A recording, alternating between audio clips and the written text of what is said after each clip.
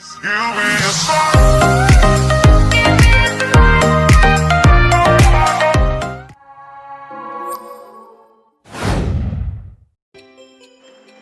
selamat datang di channel Paham Sosiologi, sebuah channel yang akan ngebahas abis tentang sosiologi mulai dari teori, metodologi, maupun isu-isu terkini. Ya, kalau gua nggak mager lah ya. Jangan lupa di subscribe dan tonton setiap videonya sampai habis, karena lu nggak boleh ngelakuin sesuatu setengah-setengah, harus lu tuntaskan. Mari sama-sama kita ngebuat channel ini berkembang agar terus menjadi wadah bagi kita untuk saling belajar dan bertukar pikiran. Mengapa belajar sosiologi? Mengapa? Nah, pertanyaan mengapa ini menjadi kompleks ketimbang pertanyaan bagaimana. Butuh eksplorasi lebih jauh dalam menjawab pertanyaan tersebut. Karena gini, kita tahu kalau bagaimana udah pasti nanyain tentang cara kan ya, tahapan atau teknis lah. Sementara kalau mengapa itu adalah untuk menanyakan sebab atau alasan. Contoh, kalau pertanyaan bagaimana nih, kayak gini nih. Bagaimana lu bisa jadian sama doi? Gue tembak pas dia baru putus. Nah, jawabannya simpel. Menjelaskan cara kenapa lu bisa jadian sama dia. Caranya, ya lu nembak dia nerima, jadian, selesai. Tapi kalau pertanyaan mengapa, ini udah lain cerita, itu akan panjang. Misal, mengapa lu bisa jadian sama doi? Ya karena pas gue nembak dia nerima gue. Nah, tapi itu nggak menjawab pertanyaan si penanya.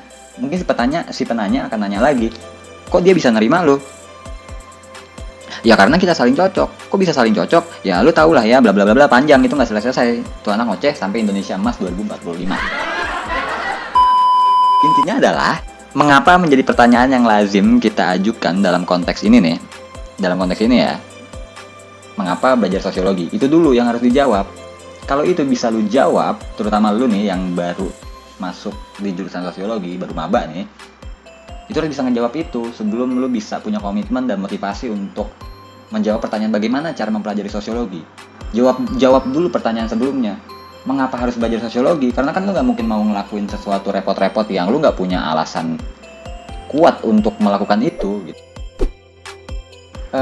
Ada beberapa di antara lu pada nih yang masuk di jurusan sosiologi itu sebenarnya itu bukan prioritas lu, karena mungkin itu pilihan kedua lu, atau karena ya terlanjur kecemplung karena emang ya udahlah yang penting kuliah di negeri, ada jurusan sosiologi yang nerima 60 yang daftar cuma 50, ya otomatis masuk semua kan ya.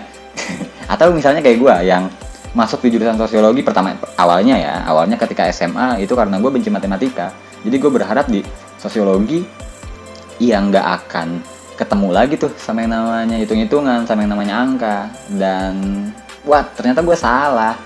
Di sosiologi kita ketemu statistik, kita ketemu metode kuantitatif, jadi ya itulah. Jadi tapi semenjak ketika gue kuliah itu gue udah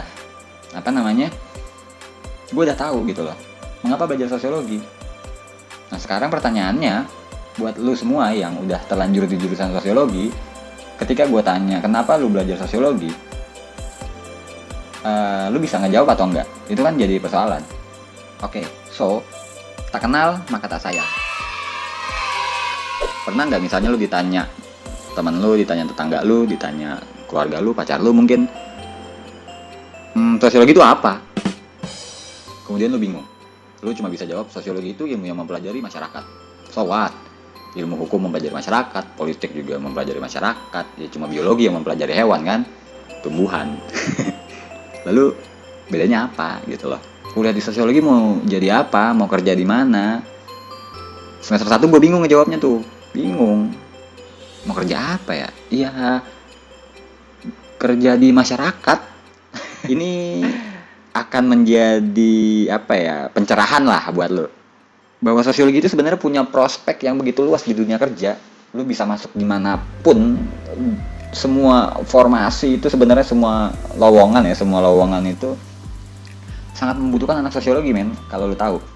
Tapi kenapa kemudian, nah ini salah satu penyebab yang paling signifikan ya, kenapa sosiologi masih kayak inferior dibanding ilmu sosial lainnya, karena kepopuleran sosiologi itu masih kalah dibanding ilmu sosial lain yang dia usianya lebih tua dibanding sosiologi yang baru muncul benih-benihnya itu di abad 18-19 awal lah. Padahal objek kajian dari sosiologi itu sendiri adalah masyarakat. Ketika kita berasumsi bahwa sosiologi itu masyarakat, artinya sosiologi itu ada di sekitar. Sosiologi itu kita. Kita itu manusia itu bermasyarakat. Sosiologi mencoba mempelajari itu.